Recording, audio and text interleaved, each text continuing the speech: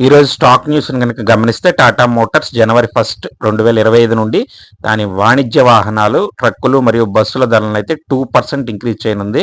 వారి energies company అనుబంధ సంస్థ వారి ఫెరెవర్ ఎనర్జీస్ మధ్యప్రదేశ్లో 170 మెగావాట్ల సోలార్ ప్లాంట్ అభివృద్ధి కోసం ఆర్యుఎంఎస్ఎల్ నుండి ఆర్డర్ను అయితే అందుకుంది. ఐఆర్ఎఫ్సి తమిళనాడు అధికారుల నుండి 230 కోట్ల జీఎస్టీ డిమాండ్ అయితే అందుకుంది. ఈ ఉత్తర్వుల అప్పీల్ను దాఖలు చేయడాన్ని పరిశీలిస్తున్నట్లు పేర్కొంది.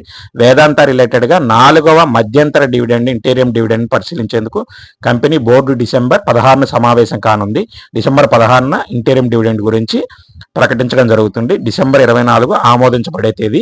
రాశి వచ్చేసరికి ప్రైవేట్ ప్లేస్మెంట్ ప్రాతిపదికన నాన్ కన్వర్టబుల్ డిబెంచర్ల ద్వారా 2000 కోట్లను సమీకరించేందుకు ఆమోదించింది. శ్రీరామ్ ఫైనాన్స్ తన అనుబంధ సంస్థ శ్రీరామ్ హౌసింగ్ ఫైనాన్స్ లో తన మొత్తం వాటాను వార్బర్గ్ పింకస్ నుంచి 3,929 కోట్లకు విక్రయించింది. ఇలాంటి వివరాల కోసం ఛానల్ని సబ్స్క్రైబ్ చేయండి.